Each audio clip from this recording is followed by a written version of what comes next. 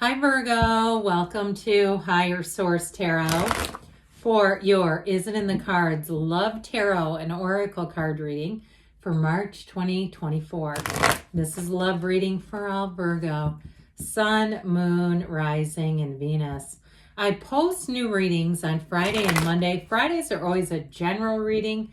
Mondays are a different style every week. I've also been doing some Wednesday bonus readings. I'm planning on doing an Are You Lucky reading for each sign. So if you're interested in those types of things, the best way to put those in your algorithm is either to hit the like button or even drop a emoji in the comments. It does something to YouTube to tell YouTube to show you those when they're available. What advice do you have for Virgo to attract the love of their lives into their lives, please? What does Virgo need to know about love, please? All right, we will draw 3 cards to represent your energy, 3 cards for the person you're attracting, 3 cards in the advice. We have the Moonology Manifestation Oracle deck here and the Whispers of Love. I've already shuffled these oracles so that just to save a little bit of time here. I like that one. All right, your energy, Virgo, you have the 9 of Cups, the 3 of Swords, and the High Priestess. Their energy is the King of Wands, the 7 of Pentacles, and the Sun. The advice, we've got the 2 of Swords, the Queen of Cups, and the Lovers. So for somebody here, you may have somebody who's interested in you that you are not even seeing it.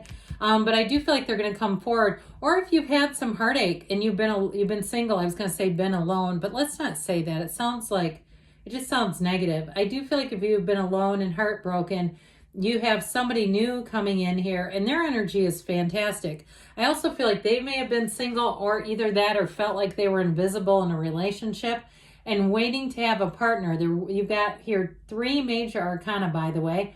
We have Gemini, Leo, we have all the elements going on here. New moon in Gemini. Think it through, but not too much. Okay, we don't want to get trapped in thought. But I do feel like in terms of opening up your lens a bit, if you had some kind of an idea, and it's hard, right, in relationships when we have a dream and that dream dies.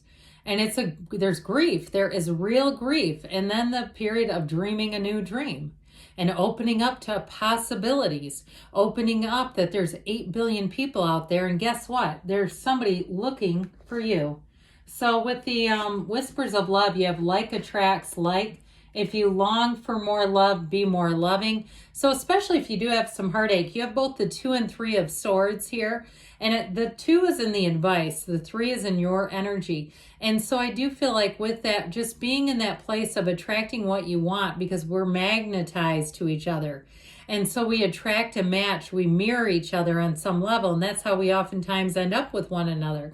So I do feel like they're saying being in that place, happy, joyous, free. And I tell you what, that's what you'll attract. So for somebody here, I get this a couple of ways. I do get it with this as like, the story unfolds as be careful what you wish for, because it didn't turn out to what you wanted it to be in the past. Like having a relationship that you really wanted and not really looking at some of the areas of it that were not going to work, okay? I just feel like there was something here that was an ending, and it's a betrayal. I get it very, very clearly with that 3 of Swords, that betrayal energy. And so I do feel like with the High Priestess, that is a card of the psychic, but it's also a card of analysis.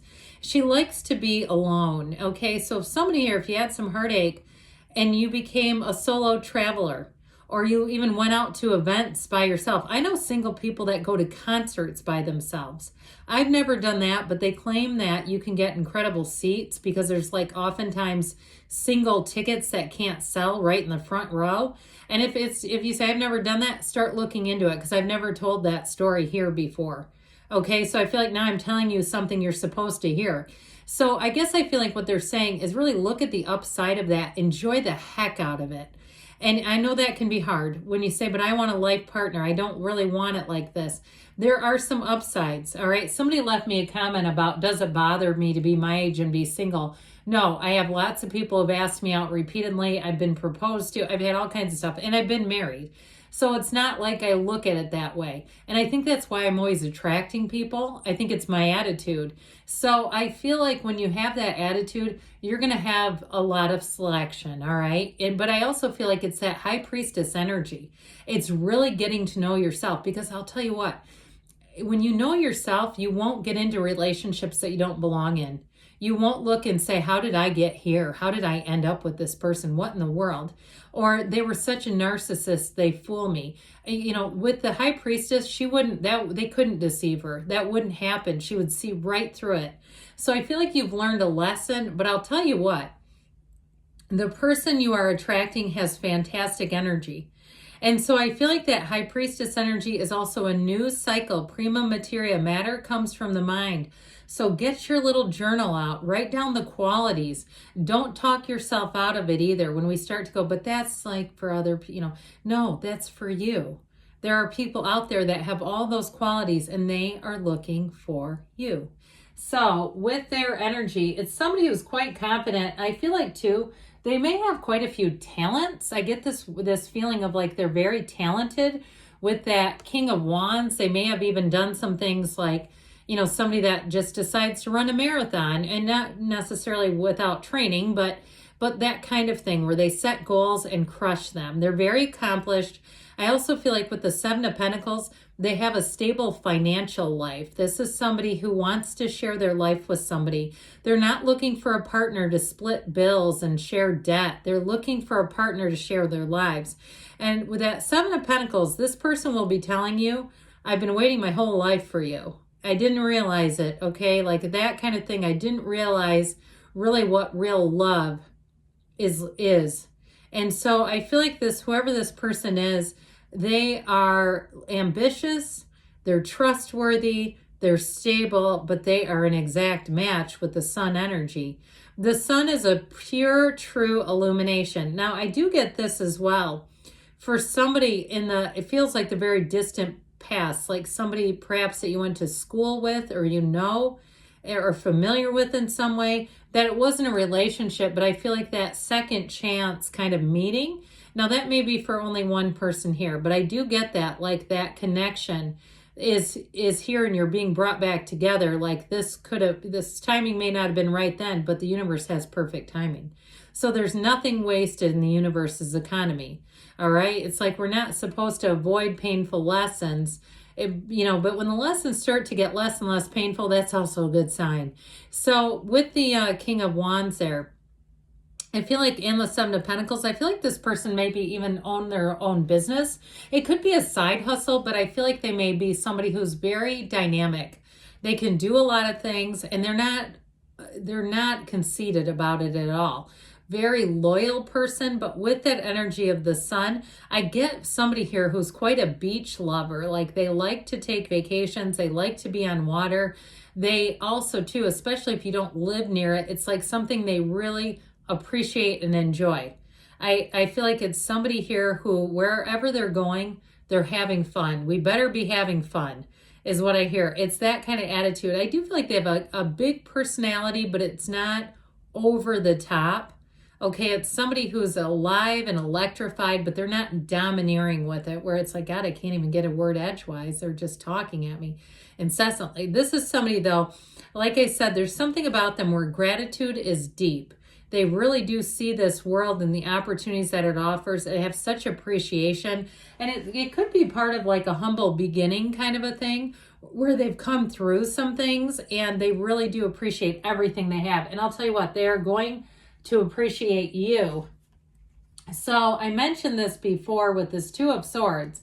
That Two of Swords is not seeing something. So for some of you too, if you are single, you have two twos here. Twos are about partnerships. So I feel like you may, like I said, have somebody that you're not even thinking about, that you have a chance encounter with, that you're already acquainted with. And I do feel like from there, they won't be able to stop thinking of you. But with that Two of Swords too, it may, in terms of the other way I get it, is related to the Three of Swords and being willing to let go of something.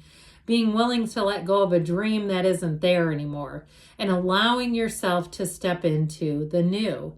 So the Queen of Cups is real love. There's no doubt about it. That Queen of Cups is a deep love. It's also to someone who you can trust impeccably. It's somebody who would not try to hurt another person. I've told you this one before probably, but I oftentimes look at the perfunctory apologies we offer in our lifetime. This business of, I didn't mean to hurt you. Oh, please. Most people know exactly what they're doing is going to hurt us. They do it anyway. But what I see with that is the maturity is saying, I recognize that now and I don't behave that way. Or I knew it and I shouldn't have. I should not have allowed myself to behave that way.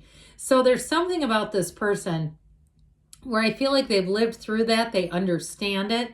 And so their integrity is incredible. Their commitment to being a true partner is real. And with the Lovers, it's a relationship that will change your life. So I do feel like they're trying to encourage you to be open up to love. Now, if you've already met this person and some of the things I'm talking about are in your past, then you know it's for you. But with the Lover's energy, it's also the matchmaker of the tarot. So if you are single, I'm telling you, the universe has the perfect timing ever. You're going to have somebody come in that you won't be able to stop thinking about either. Okay, you're both on each other's minds, in each other's hearts.